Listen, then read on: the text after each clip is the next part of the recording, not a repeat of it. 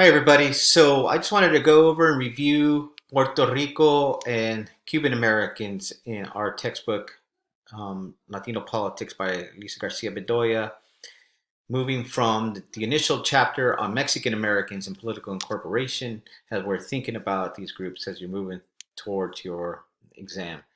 So in Puerto Rico, as we know, becomes a colony of the United States, right? But we want to see how this identity and history has grown and situated the experience of Puerto Ricans within other racialized groups, namely where we began. Remember that concept of racialization from Mexican Americans. So how does it fit? How do they fit? And explain the changes in early and contemporary Puerto Rican grassroots activism. So I've also posted this PowerPoint so you can go through it yourself, but just to provide a map in the Caribbean, and here's the island broken up with the provinces. This is one of the colonies that the United States took control over after the war with Spain in 1898, where they acquired this territory, Cuba, the Philippines, Guam, and and everything other territories from that moment. So what we see here is some of the things, just overview of what you read in your textbook. These moments where, namely in World War I, where Puerto Ricans are U.S. citizens, right? Whether they're born in in New York or whether they're born on the island today, and that is a fact that was rooted in the 1917 and codified in the 1917 Jones Act, which gave Puerto Ricans um, citizenship, right? So 1917, and as we're thinking about what was going on, there was the Great War. So initially, when they were given citizenship, this allowed a pathway now for Puerto Rican males to be recruited into the U.S. military to be sent abroad in the Great War, First World War. So we're thinking about the economic ties. You read about Operation Bootstrap and opening up a free trade, corporate tax breaks, and also the political element of highlighting how American democracy can be imposed upon others, right? So I've already gone over some of this stuff, and what we're noting, and as I mentioned before, in a similar case to Mexicans being incorporated into the U.S. empire, similar to Puerto Rico. And this is what Ramon Grosfoguel calls Puerto Ricans are colonial migrants, right? So they were colonized, and then now they are brought into the U.S. empire. And how have they been marginalized or situated again to what scholars codify and articulate as a second class U.S. citizenship, right? So this is where we're moving. And when we're linking to this moment of anti blackness and we're trying to situate Puerto Ricans within that, we see the similarities with the way treatment, the Jim Crow treatment and the laws that were applied to African Americans and also to Mexicanos in the Southwest, all right, with segregation and discriminatory laws and housing and education and in every aspect. And we see here the cumulative wealth, the median home income for American families, and the stereotypes that are portrayed. And here's a link if you'd like to see the infamous or famous West Side Story. And you have the link there on the PowerPoint if you'd like to see that.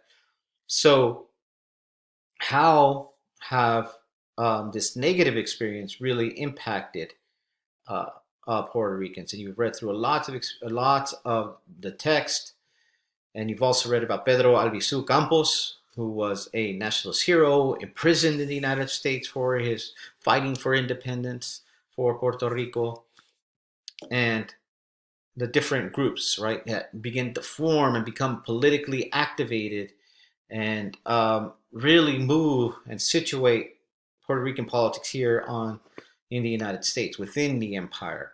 So we know there is no one Boricua or Puerto Rican movement. There are various movements, just like the Chicano movements of the 1960s. There are many movements within that, just like there are many movements today. Um, And here's a poem you can read through. It's very powerful. And then here's a picture you read about Lolita Lebron, who opened fire on U.S. Congress in 1954. And she says, "No vine a matar, yo vine a morir," for independence, right? To fight for that freedom that Puerto Rico is yet to live out.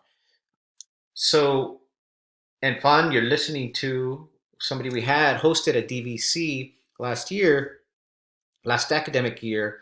It was Oscar Lopez Rivera, who was in prison for 36 years for taking up arms, for taking up a militant strategy towards independence to be free. And for that, he was labeled a terrorist, right? So these are, and we put that in quotes here, because who is the terrorist? Is it who has the power to label one who seeks their freedom as terrorist? And here's some more on las Fuerzas Armadas for Liberación Nacional. Um, and I'm going, and here's some of the outcomes, right, that we're thinking about and moving towards contemporary moment with post Hurricane Katrina.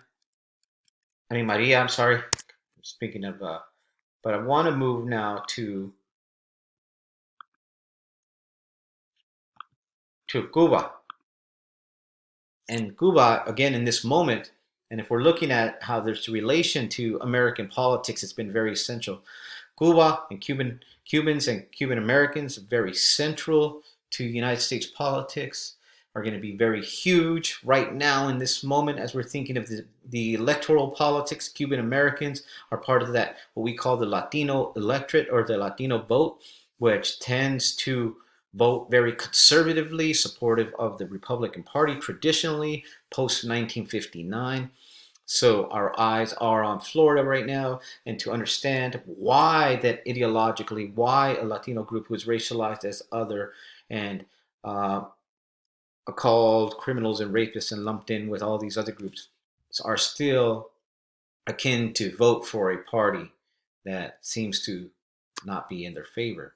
Well, with foreign policy and the linkage to an anti-Castro stance post 1959 and class and educational differences with other Latinx groups really situate Cuban Americans apart from that kind of formula. And again, there is no one Latino vote where everybody votes the same, but Cuban Americans arrived with a higher level of education, with more money in the bank, so to speak, and were given lots of support by the US government in order to, with the goal of overthrowing the new revolutionary leadership led by Fidel Castro, Che Guevara, Camilo Cienfuegos, and others after, who had thrown out the US capitalist and those who owned the island at the cost of the many.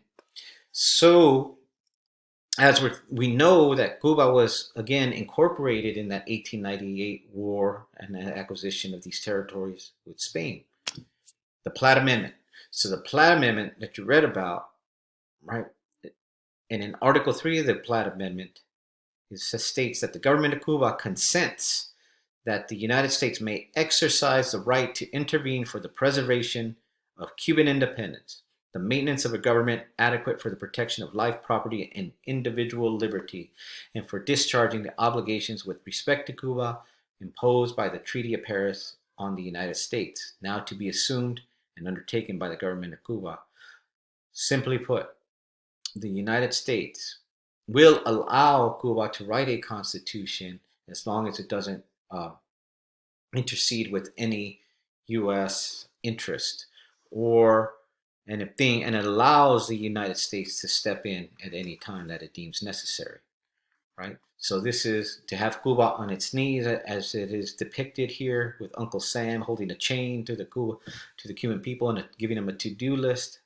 This is how it was in practice, and this consequently leads to the antagonisms and the overthrow of the U.S.-backed dictator Fulgencio Batista by Che Guevara, Castro, and others, and the successful Cuban Revolution, right, which leads to here, which is launched coincidentally from Mexico. Once Castro, after the failed Moncada attack in 1952, flee is is imprisoned, is released, flees to Mexico, where he meets up with Che Guevara, and here they go. They sail back from Mexico to Cuba on the famous ship, the Grandma, and lead a successful revolution, right, to overthrow the U.S.-backed dictator here, who had sold off the island before the successful revolution of Castro.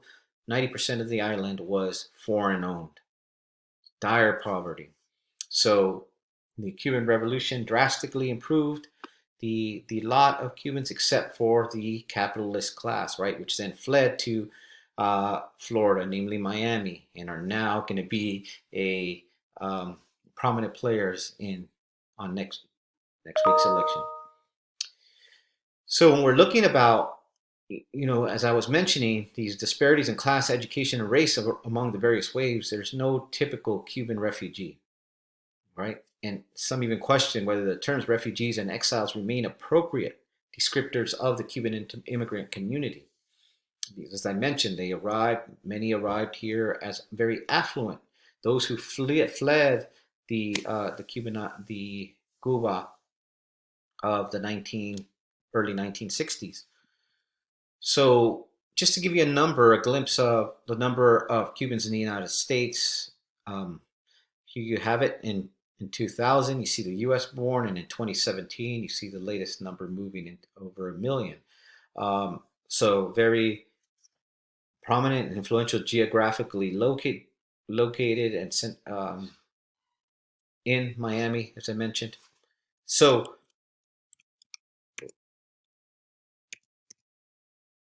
So as we're thinking about these chapters and how you're responding and thinking about the incorporation of Mexican Americans, Puerto Ricans, and Cuban Americans into this idea of the Latinos in the United States, we already see multiple differences, but yet lots of similarities.